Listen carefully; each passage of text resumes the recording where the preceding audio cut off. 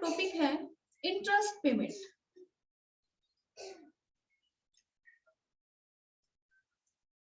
Interest को हम national income में इंक्लूड करते हैं या नहीं करते? तो इंटरेस्ट पेमेंट अगर कंजम्पशन पर्पस के लिए है, then it will not be included in the estimation of national income. If interest is paid for production purpose, if loan is taken for production, then interest payment will be included in the estimation of national income. For example, interest payment by individual to bank.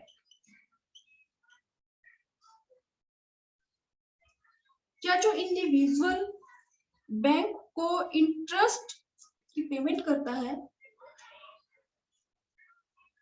उसको हम national income में include करते हैं? नहीं, क्योंकि अभी मैंने आपको बताया कि अगर लोन लिया है कंजम्पशन पर्पस के तो उसके ऊपर जो भी इंटरेस्ट पे किया जाता है उसको हम नेशनल इनकम नहीं करते।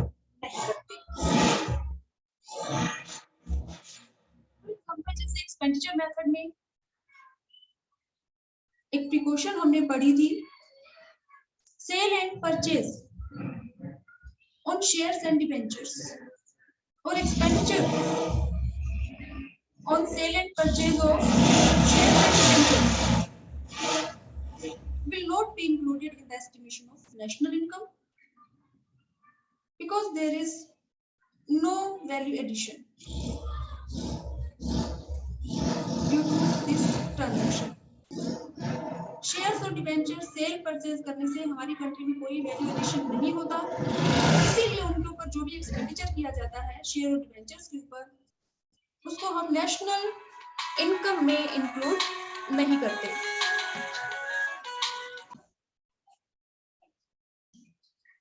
तो बेटा इसमें इंडिविजुअल हाउस होल्ड जब भी कोई लोन लेता है तो वो लोन लेगा कंजम्पशन पर्पस के लिए, कार परचेज करने के लिए, एसी खरीदने के लिए।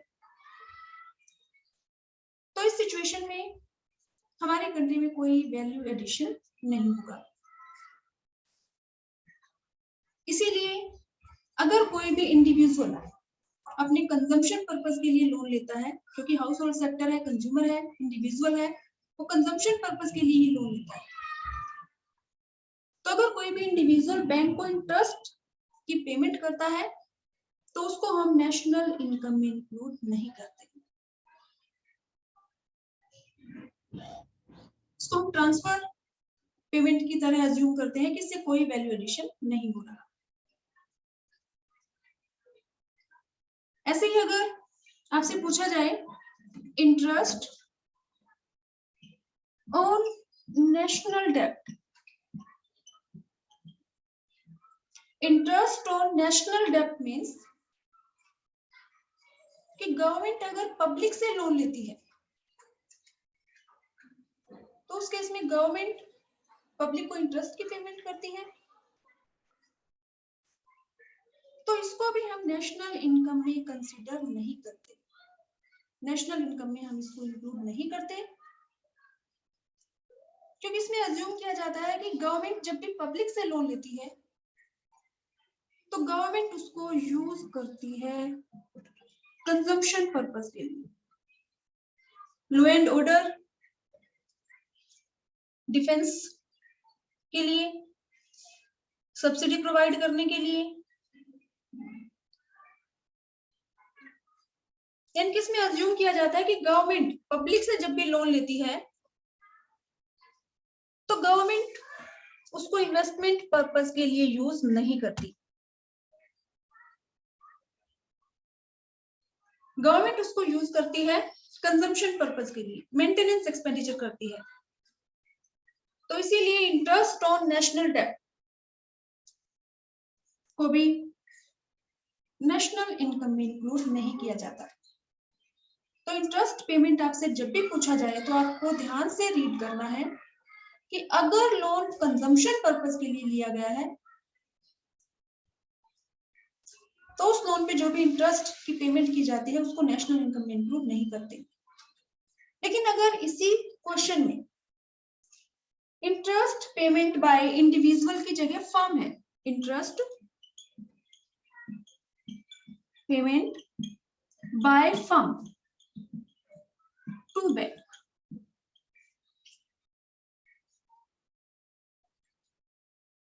अब फर्म, यहाँ पे इंडिविजुअल की जगह पे हमने वर्ड यूज किया है firm.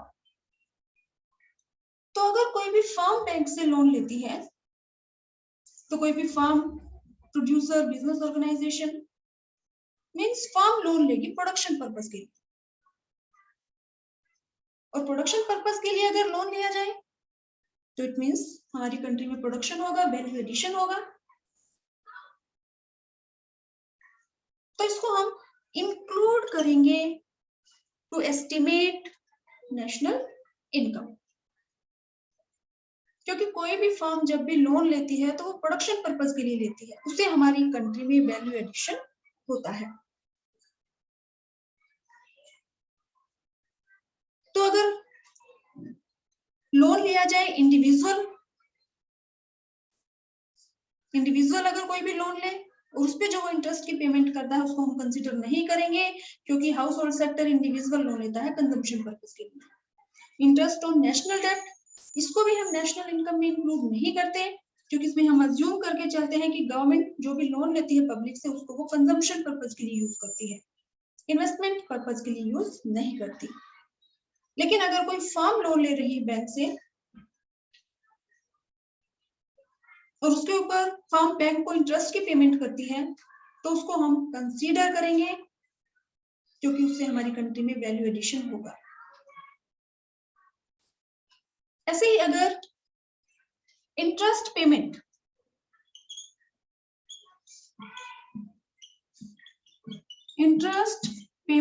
Bye a firm to another firm,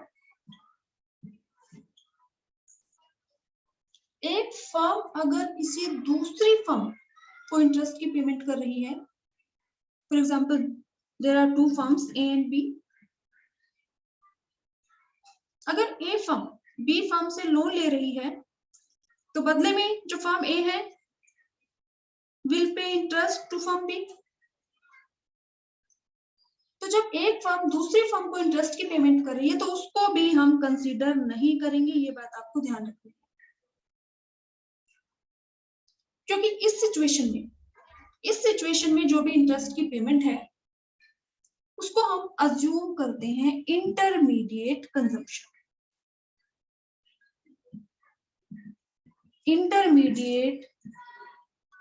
of firm, कि जो भी फर्म है वो उसको वो गुड्स को जब सेल करेगी तो उसके प्राइस में ये वैल्यू ऑलरेडी ऐड होगी। कोई भी फर्म रॉ मटेरियल पे जो भी खर्चा करती है, इलेक्ट्रिसिटी पे जो भी खर्चा कर रही है, या किसी लॉयर को फीस दे रही है, अकाउंटेंट को फीस दे रही है, ऑडिटर को फी पे कर रही है, या इंटरेस्ट की पेमेंट अगर करती है दूसरी फर्म को, तो उस केस में इसको हम इंटरमीडिएट कंजम्पशन की तरह ट्रीट करते हैं और इसको भी नेशनल इनकम में इंक्लूड नहीं किया जाता। तो इंटरेस्ट पेमेंट में आपको ध्यान रखना है कि इंडिविजुअल अगर कोई भी लोन ले उस पर जो पेमेंट करता है उसको हम कंसीडर नहीं करते। इंटरेस्ट ऑन नेशनल डेब्ट को भी नेशनल इनकम में इंक्लूड नहीं किया जाता। Interest payment by a firm to another firm, it is not included in the estimation of national income. हाँ, लेकिन अगर कोई फर्म बैंक से लोन ले रही है और उसको अगर इंटरेस्ट की पेमेंट करती है तो उसको हम कंसीडर करते हैं to estimate national income.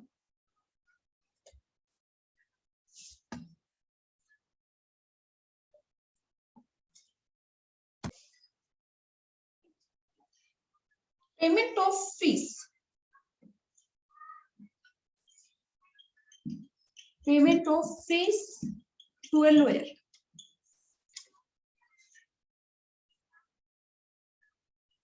payment of fee to an accountant,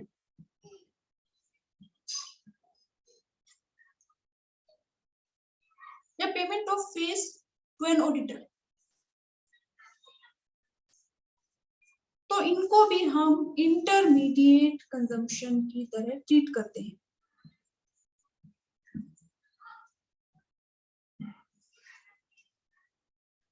अब अगर कहीं फीस की जगह पे सैलरी वर्ड लिखा है, सैलरी या कंपनसेशन, तो कंपनसेशन हम इनकम मेथड में इंक्लूड करते हैं। हमारा फर्स्ट कंपोनेंट है इनकम मेथड का कंपनसेशन ऑफ एम्प्लॉइज।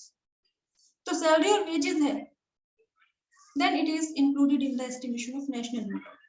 लेकिन अगर कहीं पे फी वर्ड है, fees, fee to a lawyer, fee to an auditor, fee to an accountant, तो इसको हम ट्रीट करते हैं as an intermediate consumption expenditure.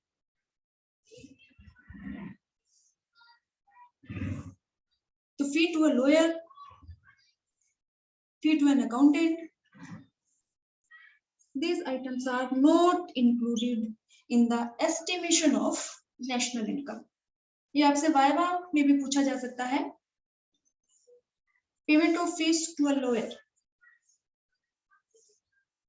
तो अगर सैलरी वर्ड है तो हम इंक्लूड करते हैं कंपनसेशन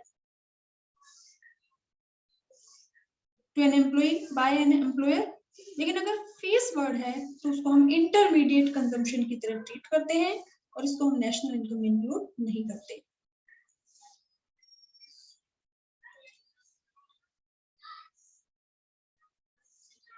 ऐसे ही अगर आपसे पूछा जाए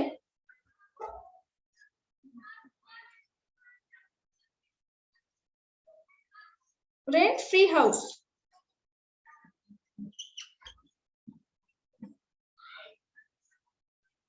rent free house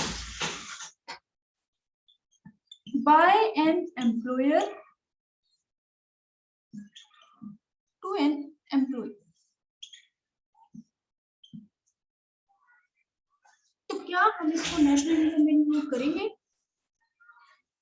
तो ऐसे क्वेश्चन जब भी आपसे पूछे जाए तो सबसे पहले आपको ध्यान रखना है कि फाइनल और इंटरमीडिएट गुड, ठीक है, जो गुड हमसे पूछे गए फाइनल गुड है या इंटरमीडिएट है। फाइनल गुड्स को हम इंक्लूड करते हैं, इंटरमीडिएट गुड्स को हम इंक्लूड नहीं करते।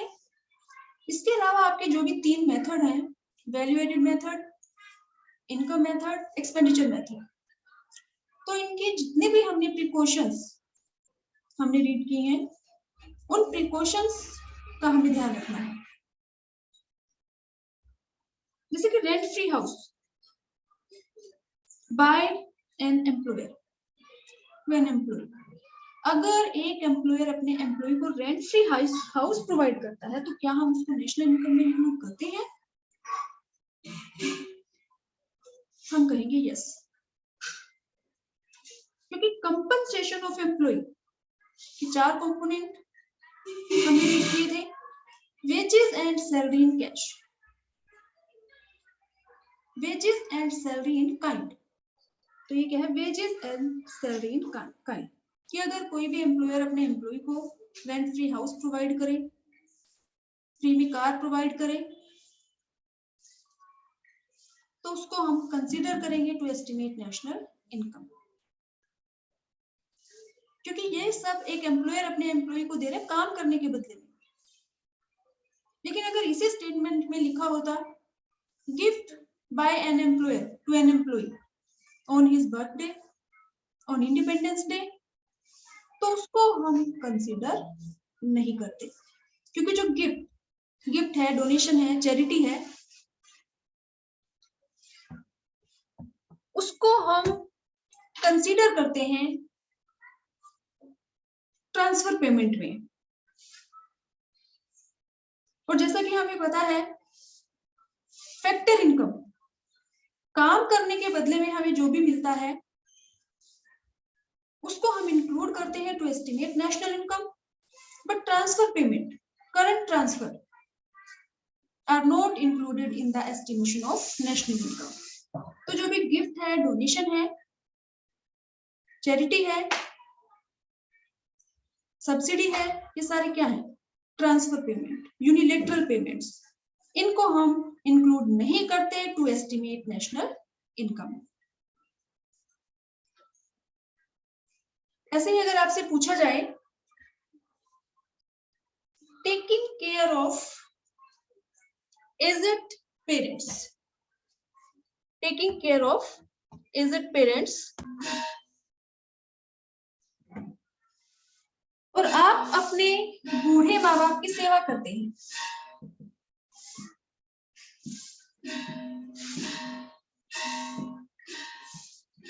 आप अपने पेरेंट्स की सेवा कर रहे हैं, उनका ख्याल रख रहे हैं, तो क्या हम उसको नेशनल इनकम में इंक्लूड करते हैं? तो इसमें आपको ध्यान रखना है कि आप अगर अपने बूढ़े माँ बाप की सेवा कर रहे हैं, तो अगर आप उनके ऊपर खर्चा कर रहे हैं, एक्सपेंडिचर कर रहे हैं, तो उस केस में it will be included in the estimation of national income, क्योंकि वो इंक्लूड होगा प्राइवेट फाइनल कंजम्पशन एक्सपेंडिचर, जो हमारा फर्स्ट कंपोनेंट है एक्सपेंडिचर मेथड का। लेकिन अगर आप अपने बूढ़े माँ बाप की सेवा कर रहे हैं, मीन्स उनके ऊपर कोई खर्चा नहीं कर रहे, उनको हॉस्पिटल ले जाना या उनके जो भी आप काम करते हैं लेकिन कोई खर्चा नहीं कर रहे, then it will not be included in the estimation of national income। क्योंकि वैल्यू एडेड मेथड में जो प्रिकॉशंस थी उसमें हमने पढ़ा था प्रोडक्शन फॉर सेल्फ कंजम्पशन, जो गुड्स का प्रोडक्शन है उसको हम इंक्लूड करते हैं टू एस्टिमेट नेशनल इनकम, लेकिन सेल्फ कंजम्पशन के लिए जो सर्विसेज है कि एक टीचर अपने घर पे अपने ही बच्चे को पढ़ाए या एक डॉक्टर अपने ही बच्चे को डायग्नोज करे, तो services for self consumption are not included in the estimation of national income. कि आपकी मदर हैं, घर पे जो हाउसवाइफ है, जो घर का काम करती हैं, उनको भी हम नेशनल इनकम में इंक्लूड नहीं करते। तो ऐसे ही taking care of aged parents, कि अगर आप अपने बूढ़े माँ बाप की सेवा करते हैं, तो अगर आप कोई एक्सपेंडिचर नहीं कर रहे तो इसको हम नेशनल इनकम में इंक्लूड नहीं करेंगे। लेकिन अगर आप अपने बूढ़े माँ बाप के ऊपर खर्चा कर रहे हो, तो उस केस में हम इसको इंक्लूड करेंगे टू एस्टिमेट नेशनल इनकम। ऐसे अगर आपसे पूछा जाए salary paid to,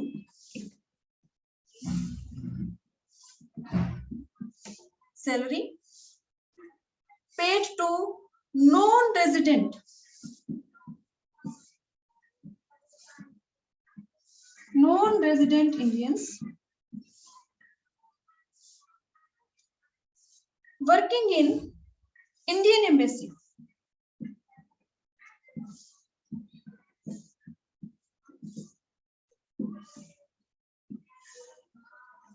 Indian Embassy in America। ध्यान से अगर हम इसको रीड करें तो इंडिया की एम्बेसी कहाँ है? अमेरिका में। तो इंडिया की जो एम्बेसी है वो किसी भी दूसरी कंट्री में हो, वो हमारी ही डोमेस्टिक टेरिटरी में इंक्लूड हो। तो हमारी इंडिया की एम्बेसी है अमेरिका में, और वहां पे नॉन रेजिडेंट इंडियन है, एनआरआई, हमारे नॉर्मल रेजिडेंट नहीं, नॉन रेजिडेंट इंडियंस, उनको सैलरी दी जाती है। तो क्या हम इसको इंक्लूड करेंगे हमारी नेशनल इनकम में?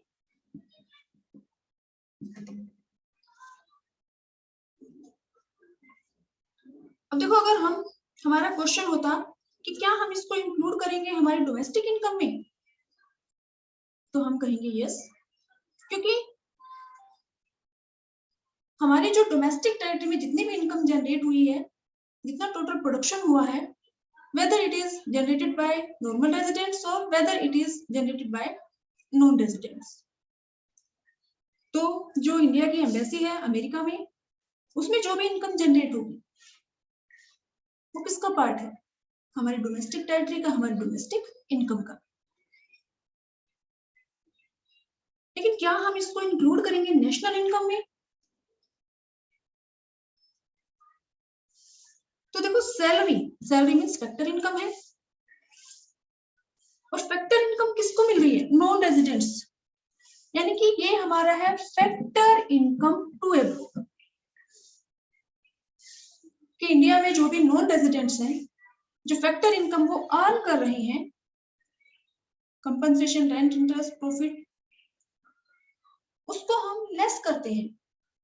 यानी कि जब भी हम डोमेस्टिक इनकम को, डोमेस्टिक प्रोडक्ट को कन्वर्ट करते हैं नेशनल प्रोडक्ट में या नेशनल इनकम में, तो हम माइनस करते हैं फैक्टर इनकम टू एब्रोड।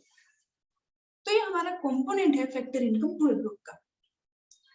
जब भी हम डोमेस्टिक इनकम को नेशनल इनकम में कन्वर्ट करेंगे तो इसको हम लेस कर देंगे। ये हमारा नेगेटिव आइटम है नेशनल इनकम का। जब भी हम डोमेस्टिक को नेशनल में कन्वर्ट करते हैं तो इसको हम लेस करेंगे। जब भी हम डोमेस्टिक इनकम को नेशनल इनकम या डोमेस्टिक प्रोडक्ट को नेशनल प्रोडक्ट में कन्वर्ट करते हैं तो हम ऐड करते हैं फैक्टर इनकम फ्रॉम एब्रोड। यानी कि जो हमारे नॉर्मल रेजिडेंट हैं, जो इंडिया के अलावा बाहर दूसरी कंट्रीज में रह रहे हैं, वहां पे जो भी वो फैक्टर इनकम अर्न करेंगे, सैलरी, इंटरेस्ट, रेंट, प्रॉफिट, वो हम ऐड करते हैं नेशनल इनकम में। लेकिन हमारे डोमेस्टिक टेरिटरी में जो नॉन रेजिडेंट हैं, जो अपने पैसे को अपनी कंट्री में लेके जाएंगे, factor income, salary, rent, interest, profit, तो उसको हम लेस करते हैं। तो ये हमारा नेगेटिव कंपोनेंट है नेशनल इनकम का। ऐसे अगर आपसे पूछा जाए, ये जो पॉइंट है इंपॉर्टेंट है, ध्यान से सुनना, एडिशन टू स्टॉक,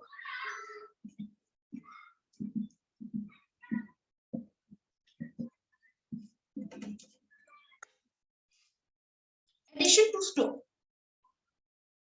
क्या इसको हम नेशनल इनकम में इंक्लूड करेंगे? Addition to stock, change in stock,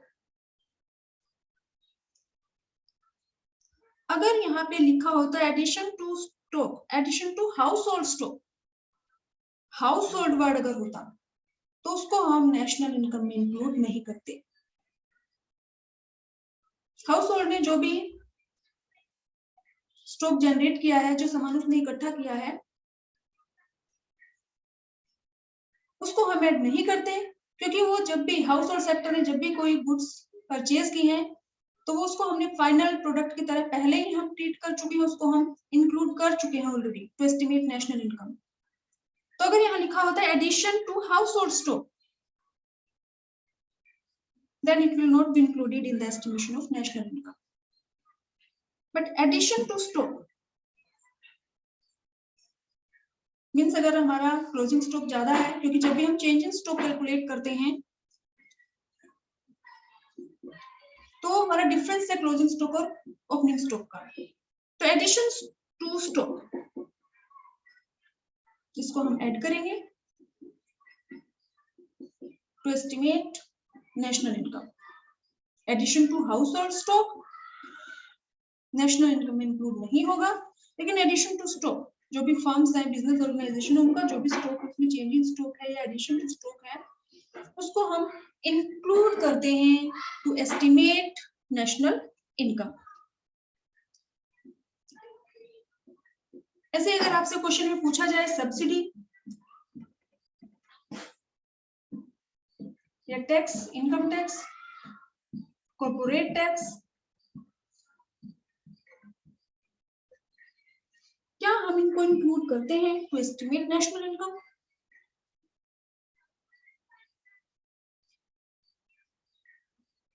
subsidy क्या है? सब्सिडी मींस जब गवर्नमेंट प्रोवाइड करती है हाउस होल्ड को, प्रोड्यूसर्स को, उनको मोटिवेट करने के लिए, पुअर सेक्शन को, इसलिए ताकि उनकी जो बेसिक नीड्स है वो फुलफिल हो सके। जैसे एलपीजी जो सिलेंडर्स हैं वो सस्ते रेट पे प्रोवाइड करा दे, या फ्री में खाना प्रोवाइड करा दे, कम रेट पे प्रोवाइड करा दे, तो वो क्या है? सब्सिडी। तो सब्सिडी गवर्नमेंट प्रोवाइड करती है इंडिविजुअल्स को, पुअर सेक्शन को, और प्रोड्यूसर्स को मोटिवेट करने के लिए कि वो प्रोडक्शन अपना इंक्रीज करें।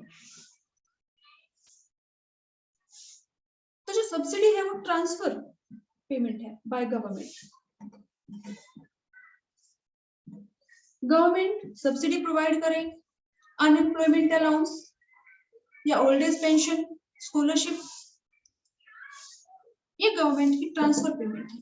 तो subsidy, unemployment allowance, old age pension, scholarship etcetera, transfer expenditure by government, these are not included in the estimation of national income, क्योंकि ट्रांसफर पेमेंट है, यूनिलैटरल पेमेंट है। ऐसे ही अगर इनकम टैक्स, कॉर्पोरेट टैक्स हमसे पूछा जाए, will they be included in the estimation of national income? Our answer will be no, क्योंकि जो टैक्स है वो भी ट्रांसफर पेमेंट है। इनकम टैक्स ट्रांसफर पेमेंट है इंडिविजुअल टू गवर्नमेंट, इंडिविजुअल अपनी इनकम पे टैक्स देते हैं गवर्नमेंट को। कॉर्पोरेट टैक्स जो भी फर्म्स हैं वो गवर्नमेंट को टैक्स देती हैं। तो जो भी इनकम टैक्स है, कॉर्पोरेट टैक्स है, these are not included in the estimation of national income। वैसे तो अगर हम देखें तो जो इनकम टैक्स पे किया जाता है वो वेजेस एंड सैलरी कंपनसेशन का ही एक पार्ट है। किसी भी एम्प्लॉय को जो भी कंपनसेशन मिलता है उसी में से वो इनकम टैक्स पे करता है। ऐसे जो कंपनीज हैं, जो फर्म्स है, कॉर्पोरेट सेक्टर जो है, वो भी जो भी उनका प्रॉफिट है, हमने पढ़ा भी है कि प्रॉफिट के 3 कंपोनेंट है, डिविडेंड, अनडिस्ट्रीब्यूटेड प्रॉफिट और retained earning. Dividend, undistributed profit जिसको हम रिटेन्ड अर्निंग में बोलते हैं, और कॉर्पोरेट टैक्स।